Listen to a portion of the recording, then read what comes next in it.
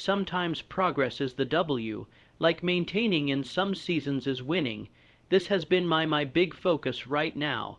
And I'm not the first person to say this, but just winning the day. And Bill Ammon had this hard season where he was getting divorced. He just lost $4 billion, and he was not him today. He was earlier on his career. So I mean it was just the worst, and it was just a terrible slog. And he said, one of the difficult parts about that period is that there was no one thing that was like, oh, I can tackle this today. Like, you're not going to finish the divorce today. You're not going to undo the $4 billion loss today. And so, it's like when you have these larger, more complex negative things that do scale. It's like, how do you navigate through that? And for anyone who's listening right now, it's like maybe it's the bad breakup. Or maybe you're getting divorced, right? Or maybe it's like the business isn't working the way you want. It's like, and there's like 10 things that you have to fix. And so he had this very tactical advice, which I liked a lot, which is he just tried to make progress, and that was it. And he said, in a day, it's almost negligible, right? But at 30 days, you're like, okay, I moved this, and at 90, you're like, wow, does this mean that our mood is still being dictated by circumstance? Yes, I'll be honest. Yes, it does. But I think many of us have this ideal. We'd love to be in a great mood in the absence of things to be in a great mood about. But I had this one great podcast today. I'm going to make that thing the thing that's making this a great day. And then, if I can make that great day, then maybe it could be a great week.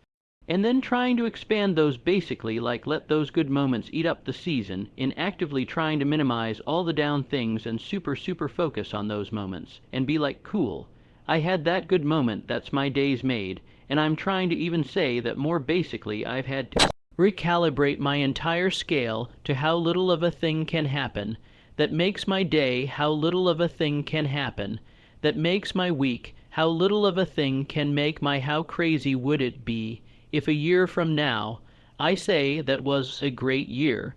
I'm putting a huge amount of my discretionary effort into this because it's my belief that right now what will prevent me from achieving my ultimate goals? 'Cause that mother-ucker is not gone, is running out of steam, because I don't need to do this, like I don't need to work this hard. I'd prefer to make the ride more enjoyable. Realize it never mattered to begin with. What's that? If you want it all, life will give you nothing. We're willing to sacrifice everything that we have for the thing that we want. And then once we get the thing that we want back the things that we sacrificed, which really just goes to the heart of the human condition, which is we want it all, and we're not willing to make trades. And so one of the reasons that I've actually, I would say, largely tossed out the deathbed regrets of most people is that what they do typically is they will have the bias of wanting the other path they could have taken without considering the cost of that path. So they say, hey, I was really successful and I did all these things, but I would give it all up today to have my family. It's like, well, yeah, but you didn't because you actually chose the path that you were on, and you weren't willing to do that. But what you are saying right now is that you want it all. Sure, so does everyone. And so I've had, a few moments of clarity over the last, year or so. But we want everything without the cost. And everything has a price, and you will never be able to get the sufficient price tag paid on everything to achieve a mod of success in any domain, unless you are willing to trade from another. And I think that has significantly minimized my regret. We give up our 20s for our 30s. We give up our 30s for our 40s for our 50s. And we trade everything we achieved in our 30s, 40s, and 50s to get back to our 20s. We give up the thing we have most of for the thing that we have least of, and we give up the thing that we want for the thing that's supposed to get it. I will become happy when I'm sufficiently successful, and I will sacrifice my happiness in pursuit of success so that I can become sufficiently successful so I can finally be happy. We spend our 20s wanting to be richer and older and have a family. Then we start that in our 30s and we gain more wealth and do the family thing. And then we get to our 40s and we've got more responsibilities. We've accumulated all of this stuff, and then we think, God, if only I could go back to my 20s. But you wearing miserable in your 20s. You hated it. You had no idea whether you were going to be successful. You were constantly concerned about money. You were desperately needing validation from all of these people around you. You were permanently in dissatisfaction about this stuff. We already know how the movie ends when we go back and say, we want to relive it. And you can't relive it into the same context because uncertainty is the largest part of the story. Perhaps golden years can only happen in our memory. Nobody believes that we're living through a golden era right now. We never think we're in the good old days, but the good old days are always now. I have spent a huge amount of mental resources accepting suffering and not saying that there's something wrong with something bad. Like a huge amount of mental resources gone into this because I've been better and faster at correcting the loop of like, oh, I am not happy with this particular thing, and therefore there is something wrong. Yeah, so fix the story that I tell myself is supposed to fix the thing. And that's been super helpful with the addition of everything that I remember will always be better than it was. And the nice thing is that there's tons of science that backs this up, which is that we learn through reward and punishment. Punishment fades with time, no matter how bad it was. Like you get drunk, you get hung over, you say, I'll never drink again. 7 days later, you're out drinking again. Why, the punishment of the hangover fades quickly. You are with somebody for a while, you're like, this just crazy or this guy is crazy. And then you break up and then all of a sudden, what do you remember? The good times. Because reward sticks, and in some ways there's a little bit of a hopeful message there, which is that when you look back on your life, you will disproportionately remember the good times, but it only becomes a problem if you limit the present, which is the only thing you've ever actually lived in. When I think about a business and I want to grow it, for example, I would think, okay, what are all the things that can destroy this business? And this is Charlie Muir, this isn't me, but basically he says invert, always invert. And Einstein said that too, and it's because like you get to use this way stronger horsepower engine of like, how do I grow my business, that you could obviously think that way, but the alternative would be like, how would I absolutely destroy this business in the fewest possible moves? And then when you list out those moves, you're like, cool, now let's do the opposite of that. And that has been honestly a lot of the sum of the sources of my greatest kind of creative moments have come from these apparently obvious things that would kill us. Well, what if we did the even more obvious thing and did the opposite of what would destroy us? And it's worked better than I deserve. Figure out what you want.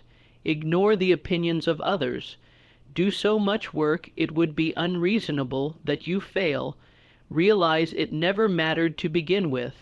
Help others once you get there. You've already achieved the things you said would make you successful. Yeah, the first 5 steps there is my is basically my master life plan. I had a pretty terrible first out of college experience of work. But from that, I learned some of the most important life lessons that I still take to this day. And that boss particularly said one thing to me one day. She said, figuring out what you want is 99% of it. She said, once you know what you want, getting it is the easy part. And I kind of adopted that as a world. Because it's like once you're really clear like this is what I want, then everything that's not that is what I'm willing to give up to get it. Now, that thing can change, and I think that's the part that people miss. And I think we should all have permission to change what we want in any given moment. And not having basically sunk life bias of like, I put 10 years into this thing, and that's okay, and that's what I needed to do at that time, and today I'm going to change everything. It's been super helpful for me to not think of my changes as permanent, because it's allowed me to make such dramatic changes in my life or my business much faster than I think most people have been willing to, because there's this weight of forever on top of everything. Like, I can do this for today and tomorrow. If it still works, I will do it for tomorrow. And if 5 days from now or 25 days from now, if I work this way, I then say, you know what I need today. People like, oh, he's burned out. It's like I took a day 'cause that's what I needed that day. And I think giving myself permission to have that freedom has allowed me to take significantly faster action, because who am I apologizing to? One of my themes this year has been focusing on moments, and on both the positive and the negative. And so, like, when we think back on, if I think back on the last year, right, I don't remember probably 95% of the year, like I did the same things. And so it's like it just didn't get recorded, like nothing notable happened. And so really, like, when we think about a year, we really just recall a handful of moments, and that's it. And those moments in time are usually very short. And so I've been trying to think about the bad, seasons as well. Maybe it wasn't a bad season. Maybe I had 5 bad days, or really 5 bad moments, that I then thought about for the entire season, and turned what would have otherwise been 5 minutes times 5 into an entirely bad year. It's like, okay, well, if we can do that in the negative, can we do in the positive, which is, obviously the thing to exercise. I thought about that. That it's like if I were to boil everything down of all the skills that you can learn, if everything that we do eventually becomes irrelevant, then the single greatest skill that you can develop is being in a great mood in the absence of things to be in a great mood about. Most people don't question someone who's in a bad mood, like I'm just in a bad mood. So it's like, well, if you can be in a bad mood for no reason, it's like you might as well be in a good mood for no reason, 'cause that one at least serves you. And so I've been trying to exercise, like, 'cause there's on one degree, there's like, let's count things to be grateful for. On the other side, it's like, why do I have to have things to be grateful for in order to be in a good mood? Like, why is trying to find things a requirement of being in that mood? Like, can I not find things and still choose to be in a good mood? Because I've certainly not had things to be in a bad mood about, and been in a bad mood. And so I've been trying to flex that, which is like, sure, we can find things to be grateful for, and when those things pop up, yes, and of course it's a practice, you get better at it. But like, what if I can just be in a good mood? And so I've just tried to break that relationship between the two, because then it makes it contingent on something that I can find to take this to the absolute extreme. Why should I be grateful? Why should I be happy? Why do I demand of my life that I must be happy during it? I think it comes down to, I used the word control before. Basically, if can predict, it means you can control. But if you can predict what's going to happen, it means that you know what the variables are, and you can influence those variables, which we can influence the outcome. We have a set of behaviors or skills that will increase the likelihood of goal achievement. Whatever that goal is, being spiritual, being a good husband, whatever it is, these behaviors will do that. To increase the likelihood of me doing these behaviors, then I have to have more good stuff, less bad stuff. I will die on that hill. Beyond that, what does anything that happened prior to this matter at all, in so far as it only works if I can use that same variable, and then use it again to change my behavior, yet again to be conducive to the goal? Expectation of life is that it's going to be until I make the $1 billion, until I get married to the love of my life, until I get these things. You're just holding your happiness hostage until something great happens. What if something small could be something great? People only root for others at 2 times. First, when they're at the beginning of the race. Second, when they finish. Neither is when you need it. So you have to master the middle. The boring, exhausting, soul-crushing middle. That's where the winning happens on your own. People will only cheer for you as long as you can't beat them at the game they value most. Friendly reminder that every person who doubts you is right until they aren't. It's a bug, not a feature. At the very, very beginning, people say, I'm really excited for you that you're trying this thing out, right? And I noticed that everyone was very happy for me to try because I temporarily decreased my status. I actually became worse than them during that period of time, and then as soon as I achieved a level of success, which I then realized that their happiness for me was proportional to where they were on the ladder relative to me. And so as soon as I passed some people, then they stopped being happy.